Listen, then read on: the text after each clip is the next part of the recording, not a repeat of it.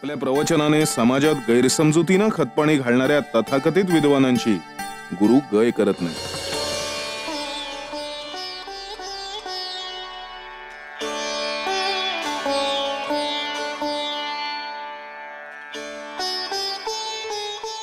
दे दे पाणी हवंच होतं, तहानेने नुसता जीव व्याकुळ झाला होता। द्या।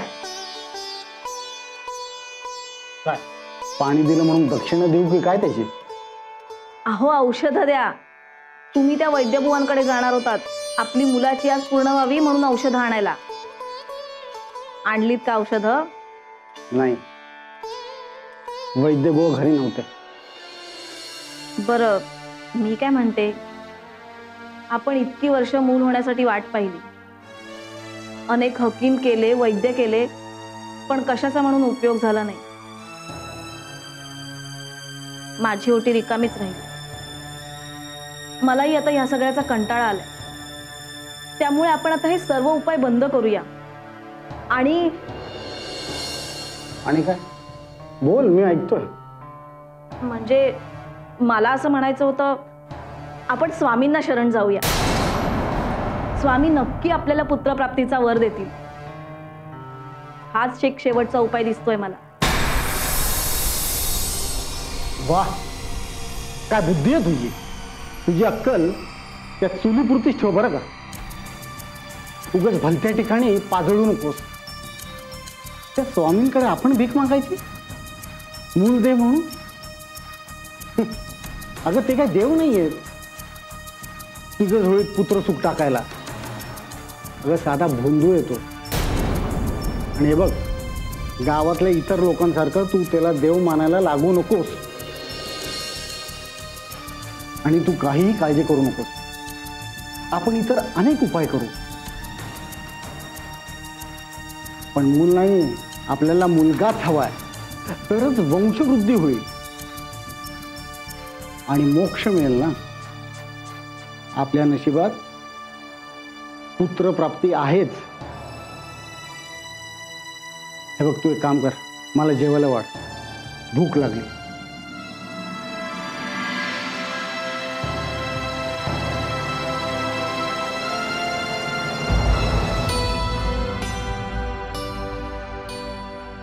ठीक आहे, स्वामी आले नाहीत अजून? नाही, पण येतीलच इतक्यात।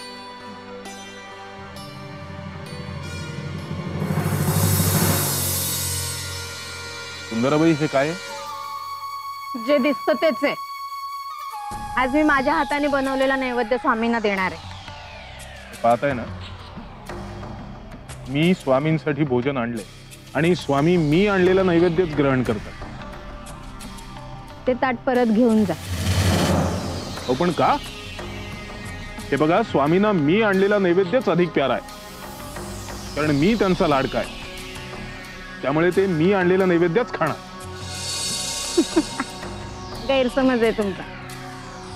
चळप्पा, अजूनही ताठा कमी झाला नाही का तुमचा? अहो, जनाची नाही निदान मनाची तरी ठेवा। राणी सरकारने मेहनताना बंद केलाय तुमचा, तरी तोंड वर करून बोलताय, स्वामींना नैवेद्य दाखवण्याची भाषा करताय। सुंदराबाई, तुम्ही कशा आहात हे स्वामींना चांगलंच माहिती, आणि तुम्ही आत्ता आलात हो। सुरुवातीपासूनच स्वामींचा अनुग्रह आहे माझ्यावर, खूप लोभ करतात ते माझ्यावर। तो भूतकाळ झाला, मी आल्यापासून परिस्थिती बदलली। आता स्वामी सारखे सुंदरा सुंदरा करतात, माझा एकही शब्द पडू देत नाही। यावरून तरी स्वामींचं माझ्यावरच प्रेम आहे हे सिद्ध होतं।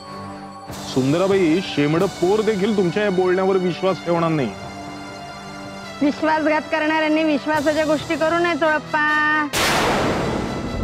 सुंदराबाई, तोंड आवरा आणि हे ताट घेऊन निघून जा इथून। मुळीच जाणार नाही। स्वामींना मी बनवलेलं नैवेद्य दिल्याशिवाय जाणार नाही, तुम्हीच जा। सुंदराबाई,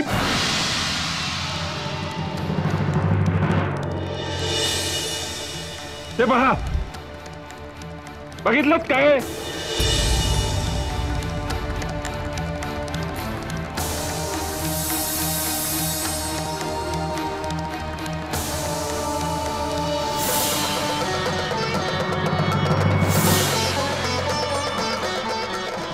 या मुंग्या हातात का दिल्या कळलं? या मुंग्यांचं अनुकरण करा. यांच्याप्रमाणे सदैव कार्यमग्न राहा. माणसानी मुंगी बनून साखर खावी, तोंडावरही साखर असो द्यावी. प्रेमळ व्हावं, उर्मट होऊ नये, विनम्र व्हावं, उत्तट होऊ नये. हे कळतंय का? अरे आम्हाला आमचे सगळे भक्त सारखे,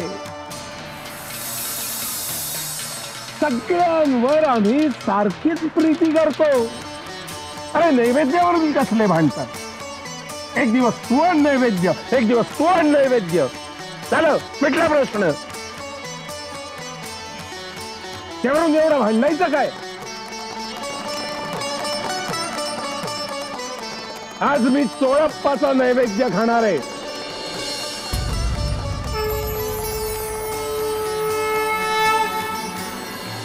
हा बोल सुंदरा, तुझ्या तक्रारीची नोंद आम्ही घेतली आहे. आणखी काय म्हणणे तुझं?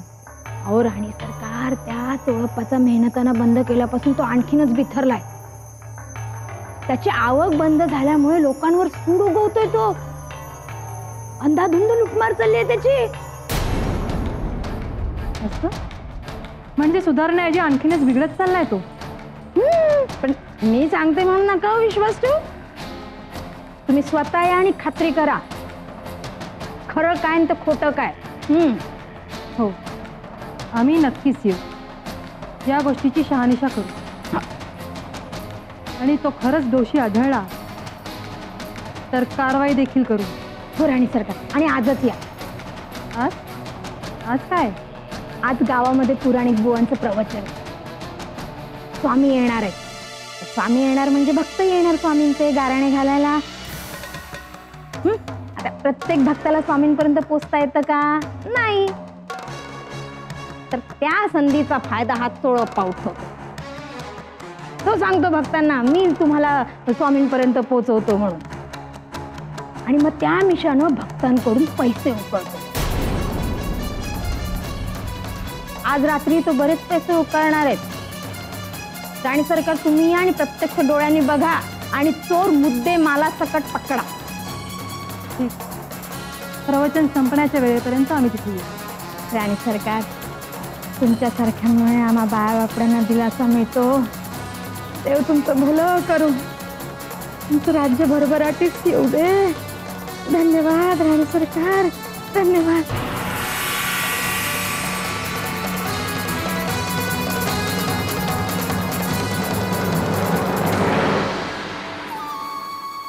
काम झालेलं आहे.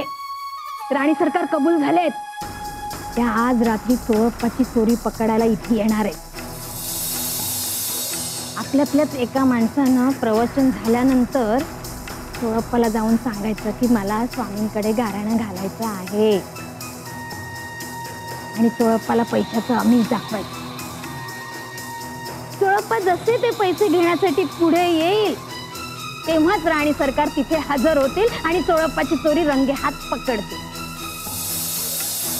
त्यावेळी आपल्या माणसानं असा कांगावा करायचा की राणी सरकारला खात्री पटली पाहिजे की हा चोळप्पा दरवेळी भक्तांकडून असे पैसे लुबाडतो. तर राणी सरकारने चोरी पकडल्यावर मग हा कुठे?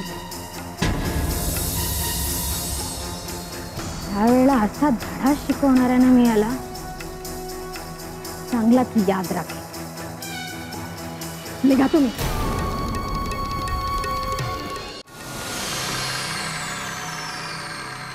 सुंदरे, हे तुझ्याकडे तीक्ष्ण अशी बुद्धिमत्ता आहे, यात वादच नाही. अगं पण ही बुद्धिमत्ता चांगल्या कामासाठी वापरली असतीस तर बरं होतं. सत्कारणी लागली असती. तुझी चिन्ह ठीक नाहीये. त्याची खोड आहे. तुझे कारनामे पाहतो आहोत आम्ही. अगं चोळप्पासाठी खड्डा खणतीयस ना, पण आपण ज्यावेळी दुसऱ्यासाठी खड्डा खणतो त्यावेळी आधी आपण त्यात पडतो. हे विसरतीयस तू.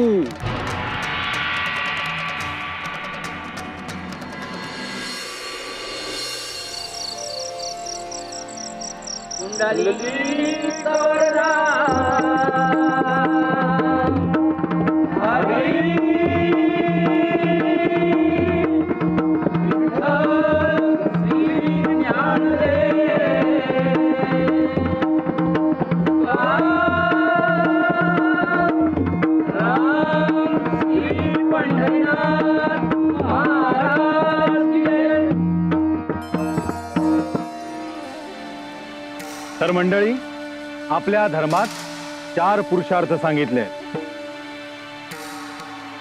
धर्म, अर्थ, काम आणि चौथा मोक्ष.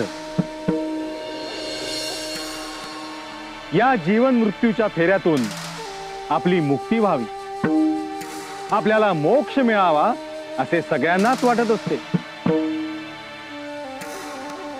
पण मोक्ष मिळण्यासाठी पुत्र प्राप्ती होणे आवश्यक आहे. मुलगा झाला तरच मोक्ष मिळतो. अपुत्रस्य गतिर् नास्ति. म्हणजेच पुत्राने जय आणि पुण्य लोकाची प्राप्ती होते. निपुत्रिकास मोक्ष मिळत नाही. बस बस बस बस. बहुत बकवास की तुमने.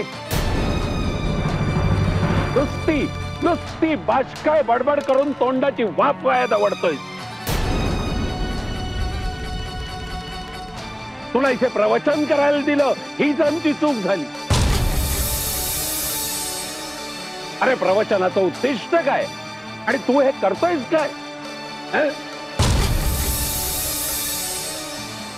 प्रवचनाचं उद्दिष्ट लोकांना दिशा दाखवणं हे असतं. त्यांना चुकीचं वचन सांगून भरकटवणं नव्हे. काय काय चुकीचं बोललो मी? मोक्ष मिळवण्यासाठी पुत्राची आवश्यकता असते असं धादांत असत्य सांगतोय तू. तुझ्या या वचनात सत्याचा अंशही नाही. नारद, शुक्राचार्य, भीष्माचार्य निपुत्रिक होते.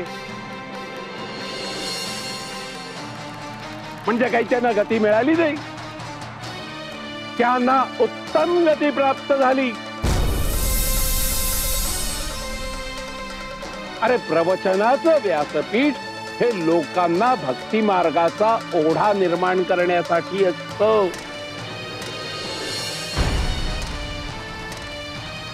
त्यांना प्रबोधन करणं, त्यांना मार्गदर्शन करणं हे ज्याचं उद्दिष्ट असतं. तू हे काय सांगतोय? तुझ्या या वचनांमुळे समाजात गैरसमज पसरतील.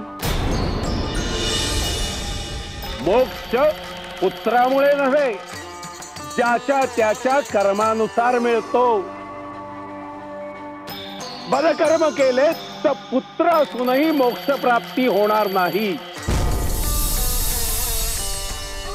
परंतु एखाद्या निपुत्रिकास ज्यांनी सत्याची कास ठरलेली आहे, सत्कर्माची साथ सोडलेली नाही, त्याला उत्तम गती प्राप्त होईल. तुझ्या या प्रवचनामुळे मोक्ष प्राप्तीसाठी पुत्र प्राप्ती आवश्यक आहे असा गैरसमज लोकांमध्ये पसरेल. समाजामध्ये पुत्र प्राप्तीचा अभ्यास वाढेल. हे चुकीचं आहे. तेव्हा बंद कर तुझी ही वटवट, ही भाषा बडबड.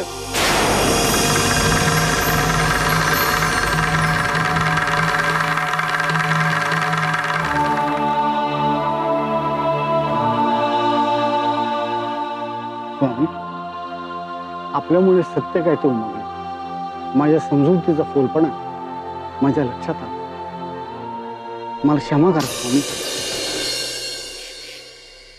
त्या स्वामींनी मला खोटं पाडलंय. मी सुद्धा ते स्वामी कसे भोंदू आहेत हे सिद्ध केल्याशिवाय गप्प बसणार नाही. हा, काही सिद्ध पुरुष वगैरे नाहीयेत.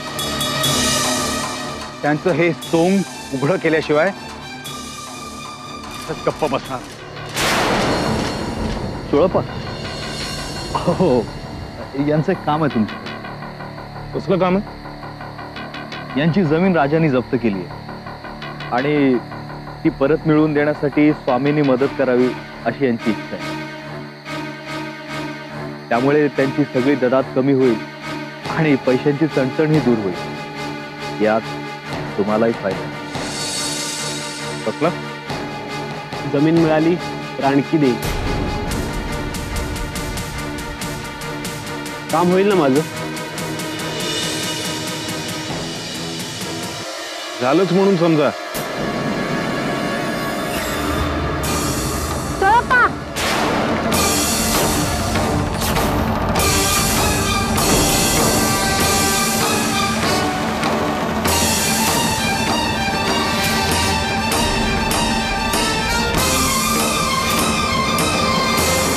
चोळप्पा, आम्ही सगळं बघितलंय.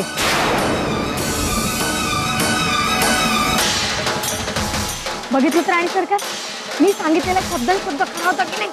मी म्हटलं त्याप्रमाणे हा माणसानं लुबाडतोय. चोळप्पा, हा काय प्रकार आहे? तू लोकांकडून स्वामींच्या नावाखाली त्यांची कामं करून देण्यासाठी पैसे उकळतो? नाही राणी सरकार. मी तुझी कुकर्म प्रत्यक्ष बघितली आहेत आणि आता नाकबूल करतोस? नाही राणी सरकार, अहो तुमचा काहीतरी गैरसमज झालाय. हे पैसे मी लाच म्हणून स्वीकारले नाहीये. मी याला उसने पैसे दिले होते, ते त्याने परत दिले. हो की नाही रे? खोटं बोलतोय हा चोळप्पा. राणी सरकार हा स्वामींच्या नावाखाली लोकांना लुबाडतो. राणी सरकार, हे सत्य नाहीये. सत्य काय आहे आणि काय नाही हे तू सांगू नकोस. अरे मागच्या वेळेस तू पुरावे अभावी सुटला होतास आणि आता आम्ही स्वतः बघितलंय. तुला शिक्षा ही व्हायलाच पाहिजे. राणी सरकार, मला क्षमा करा. पुन्हा अशी चूक होणार नाही. एक बार या दासाला क्षमा करा. चला रे, पकडा याला आणि स्वामींकडे घेऊन चला. राणी सरकार,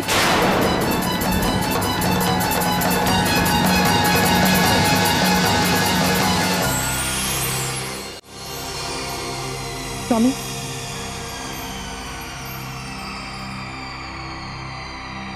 काय रे चोळ्या, तुला शिपायांनी धरून आणलंय. काय झालं? मी सांगते स्वामी.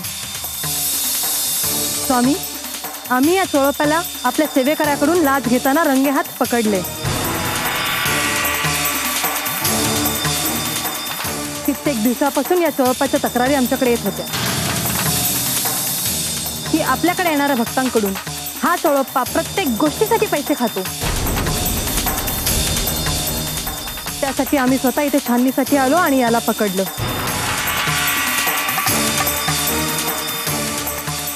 स्वामी, हा चोळप्पा आपल्या जवळचा भक्त आहे, आपल्या विश्वासातला आहे, म्हणून याला इथे घेऊन आलो.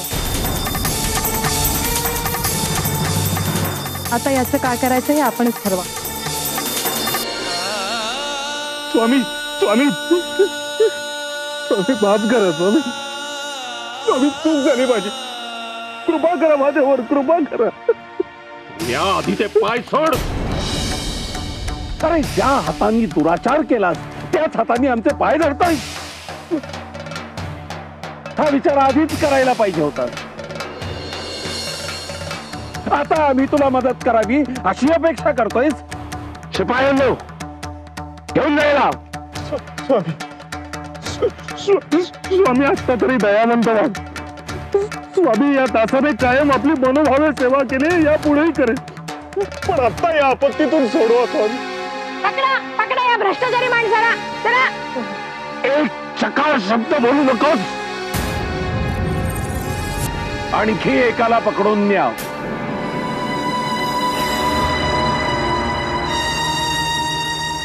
आणखी आणखी कोणत्या माणसाला स्वामी? काय नाही,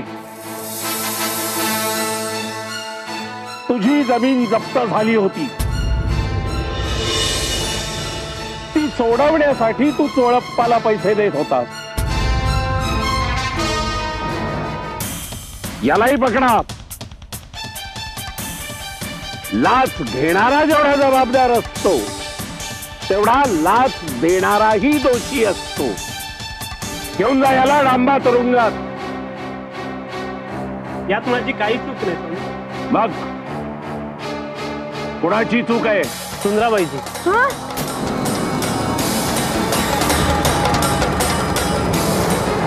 त्यांनीच हा सगळा डाव रचला होता चोळपांना अडकवण्यासाठी. मी फक्त त्यांच्या सांगण्यानुसार केलं. कशासाठी? चोळपाला राणी सरकारासमोर दोषी ठरवण्यासाठी. काय काय ग सुंदरे, तू आमच्याशी चालबाजी केलीस? पकडा हिला सुद्धा आणि घेऊन चला. नाही हो, नाही, मला नका पकडू. नाही हो स्वामी, स्वामी यांना सांगा. स्वामी, स्वामी मला माफ करा. यांना सांगा मला नका पकडू. स्वामी, स्वामी, स्वामी मला माफ करा. सुंदरे, दुसऱ्यासाठी खणलेल्या खड्ड्यात आधी आपण पडतो हे विसरलीस तू.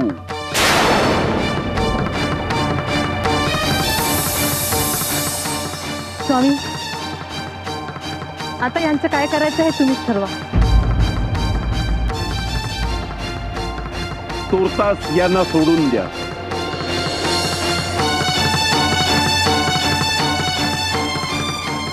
यांचं काय करायचं ते आम्ही बघू. चला रे.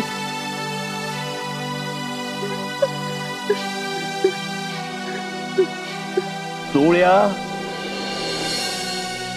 इतक्या वेळा तुला सावध करूनही सुधारला नाही. आता तरी बोध घे. शहाणा हो. सुंदरे, तुला उपदेश करणं व्यर्थ आहे.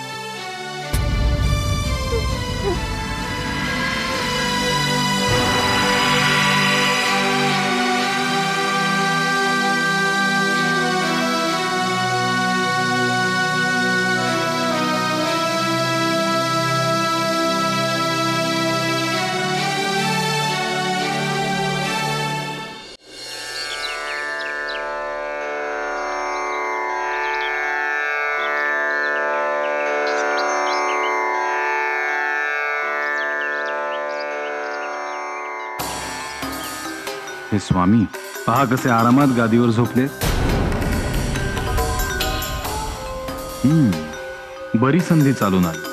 आत्ता या स्वामींचा खोटेपणा उघडा होईल. संन्यासी समजतात स्वतःला आणि यांना निजायला गाद्या गिरद्या पाहिजे. आत्ता यांना जाब विचारतोच. काय प्रवचनकार बुवा, आज इकडे कुणीकडे स्वामींचं प्रवचन ऐकायला वाटतं. काल झालेलं प्रवचन ऐकून पोट भरलं नाही वाटतं अजून. काय करणार बाबा, ग्रह फिरले की नशिबात जो जो भोग असतो तो भोगावाच लागतो. म्हणून काल तुमच्या स्वामींचं प्रवचन ऐकून घ्यावं लागलं. ऐकून घ्यावं लागलं म्हणजे? अहो ऐकावंच लागेल. खोटं नाटक पसरवत होता तुम्ही. बरं बाबा, तुमचे स्वामी जे आणि जेवढं सांगतात तेवढंच खरं, बाकी सगळं खोटं. पण मला एक सांगा, तुमचे हे स्वामी संन्यासी आहेत ना, त्यांनी सर्वसंग परित्याग केलाय, मग त्यांना झोपायला ही मऊ गादी का लागते? हो का गप्प का? द्या उत्तर द्या. बुवा, आम्ही तुमच्या प्रश्नांची उत्तरं देऊ, शंकांची नाही. अहो स्वामीबद्दल शंका घेता तुम्ही? देवावर कोणी कधी शंका घेतं का? अहो स्वामी आमचं श्रद्धास्थान. त्यांच्या प्रत्येक कृतीमध्ये काही ना काही अर्थ दडलेला असतोच. आपण त्यांच्या लीलांवर विश्वास ठेवलात ना, तर मनामध्ये शंकांना जागाच राहणार नाही. तुमच्याशी वाद घालण्यात काहीच अर्थ. स्वामी उठले की मग त्यांच्याशीच बोले.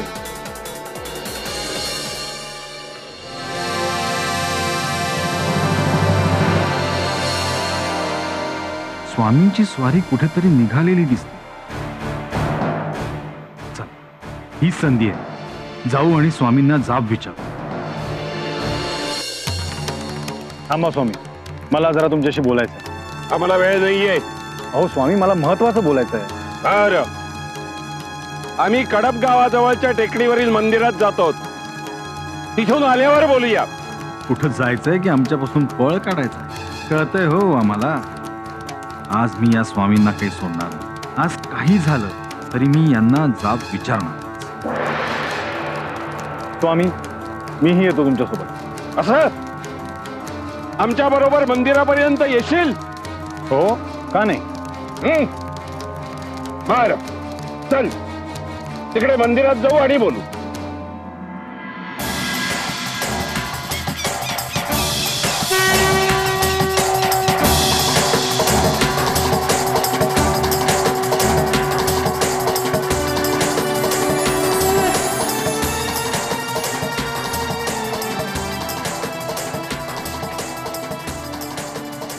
स्वामी,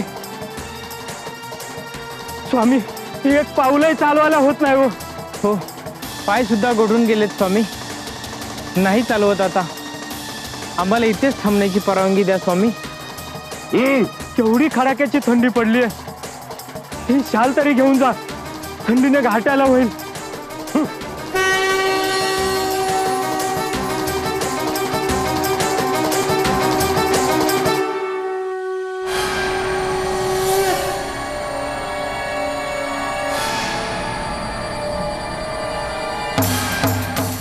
स्वामी, स्वामी, आपण पायथ्याशी जाऊया. काय रे, एवढ्यातच माघार घेतो? आमच्या बरोबर शेवटपर्यंत येणार होतास ना? मग? आता एवढ्या वर आल्यावर पुन्हा पायथ्याशी जायचं? अंधारभाग केवढा बनलाय? स्वामी, पायवाट दिसणार नाही हो. आता वर कसं जाणार? चल चल चल. स्वामी नको. हो.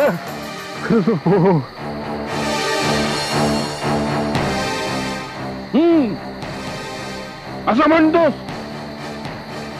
ठीक आहे, बसूया इकडे. बस बस बस बस. इथे बसायचं, इथे थांबायचं. जवळ खाण्यापिण्याचं काही सामान नाही, ते अंथरून पांघरून नाही. ही हाडं गोठवणारी थंडी, मिट्ट काळोख, शिवाय जनावरांची भीती आहेच. आपण नाही बाबा इथे थांबण्याचा विचारही करू शकत. स्वामी तर यायला तयारच नाहीयेत. त्यांना थांबायचं असेल तर थांबू देत, पण खाली जाऊ.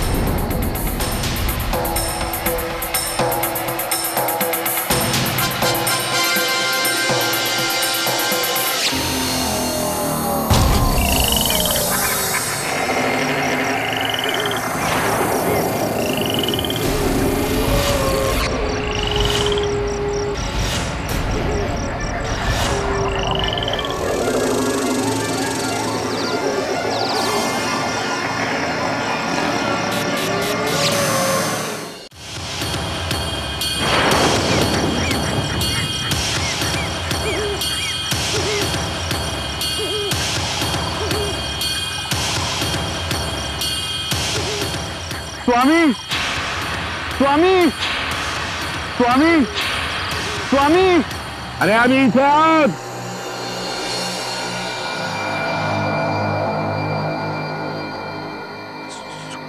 दगडावर झोपले, ते इतक्या मरणाच्या थंडीत, इतक्या अल्पवस्त्रात. त्यांना थंडी नाही वाजत. अंगभर कपड्यात मला हुडहुडी भरली आहे. पुराणिका, अरे मनातली थंडी काढून टाक. जा त्या दगडावर जाऊन झोप जा. दगडावर झोपायचं? हा कुठून बुद्धी झाली आणि या स्वामींबरोबर आलो. अरे जाओ, अब सो जाओ.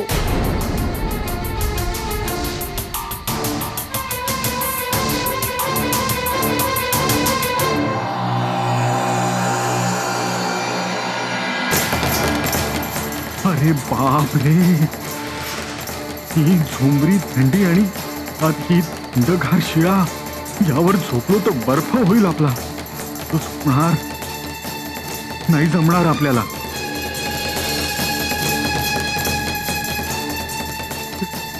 स्वामी स्वामी स्वामी, ही थंडी सहन होत नाही. काहीतरी करा, काहीतरी करा आणि मला वाचवा. स्वामी, या थंडीने माझे प्राण कंठाचे आले. स्वामी स्वामी, मी या पाषाणावर नाही झोपू शकत. स्वामी स्वामी, कोणी सामान्य माणूस या पाषाणावर नाही झोपू शकणार. तुम्ही कसं काय झोपू शकताय? अरे आता झोप रे बाबा, आम्हाला काय, हा दगडच चांगला. संन्यासाला कशाला हवी मऊ मऊ गादी?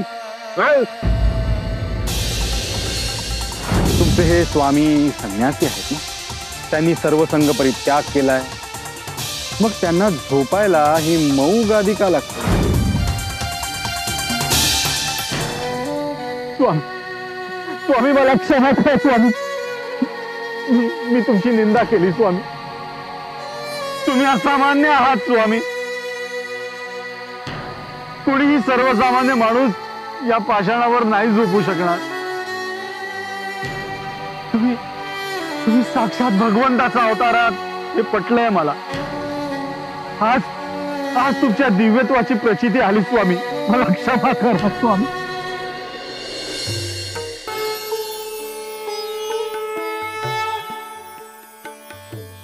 काय चोळ्या, बाहेर गावी निघालायच वाटतं? स्वामी, गोटीगावला जाऊन येईन म्हणतो, लेकीला भेटायला. ते चेहऱ्यावरच दिसतंय तुझ्या. इतका आनंद लेकीकडे चाललायस ना. जा जा जा, राजूबाईला भेटून ये. काय म्हणते आमची राजूबाई? बऱ्याच दिवसात खबरबात नाही तिची. स्वामी, अहो आपण आहात. राजूबाई उत्तमच असणार. साक्षात आपली कृपादृष्टी आहे तिच्यावर. खरंच भाग्यवंत आहे ती. सगळं काही व्यवस्थित चाललंय तिचं. संसार अगदी सुखाचं चाललंय. स्वामी, एका लेकीच्या बापाला अजून काय हवं असणार? तुम्ही राजूबाईला सुखात ठेवून आम्हाला आनंद दिला. तुमचा आशीर्वाद असा सतत तिच्या पाठीशी राहू दे.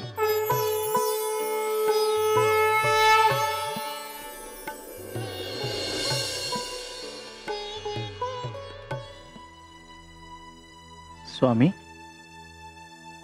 असे गंभीर का झालात? तुमच्या चेहऱ्यावर औदासिन्याचं कारण? बाळप्पा, माणूस भविष्याबद्दल अजाण असतो, म्हणून आनंदात, वर्तमान आनंदात जगतो. आमच्या बाबतीत तसं होत नाही. आम्हालाही भविष्य अज्ञात राहिलं असतं तर बरं असतं.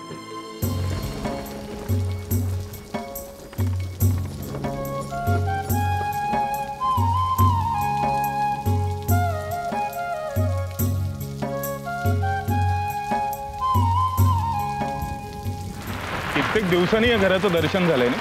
हो की. पण अगदी आहे तसंच आहे, काहीही बदल झालेला नाही. हो ना, कामाच्या व्यापात इतकं अडकून जायला होतं की मुलीला भेटायला सुद्धा वेळ मिळत नाही.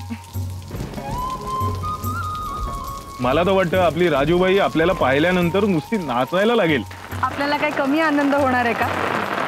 खरंच किती दिवस तुमचं चाललं होतं राजूबाईला भेटायचंय, राजूबाईला भेटायचंय म्हणून.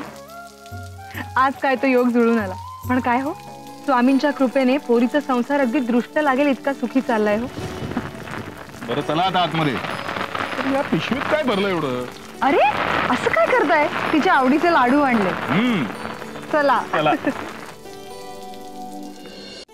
राजूबाई, जावई बाबू. अरे सासूबाई, असरे बुवा, इतक्या दिवसांनी आणि असं अचानक? नाही काही सांगावं नाही, चिठ्ठी चपाटी नाही? नाही, म्हटलं लेकीला आणि जावयाला अचानक जाऊन भेटावं.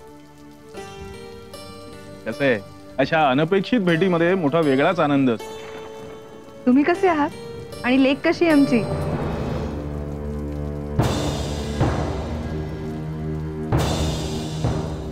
जावई बापू ठीक आहे, कसं चाललंय सगळं? छान चाललंय. अहो पण आमची राजूबाई कुठे आहे? कुठे दिसत नाही ती? हो, हे तिला भेटायला अगदी अधीर झाले. काय लाडकी लेक आहे ना त्यांची, आणि त्यात बरेच दिवसात तिला पाहिलेली नाही. आणि तुम्हाला अगदी तिला भेटायची ओढच नाही. मगाशी अगदी म्हणत होतात तिच्यासाठी तिच्या आवडीचे लाडू आणले, तिला खाऊ घालायचे. पुरे हो आता. ह्यांना ना दुसऱ्याला शब्दात पकडायला अगदी छान जमतं. नाही पण खरंच आहे कुठे राजूबाई? पाहते, या ना, या. चला चला. राजू, अगं काय झालंय तुला? अगं बाई, पोरीने अंथरूण धरलंय की हो. वैद्य बुवा सांगा ना, काय झालंय राजूला? काळजी करण्यासारखं काही नाहीये. अंमळचा ताप आलाय, होईल बरा. ही औषधं त्याचा काढा करून दिवसातनं 3 वेळा द्यायचा. आणि हे चाटण हे पण दिवसातनं 3 वेळा द्यायचं. पण औषधं मात्र वेळच्या वेळी पोटात गेली पाहिजे. येऊ मी?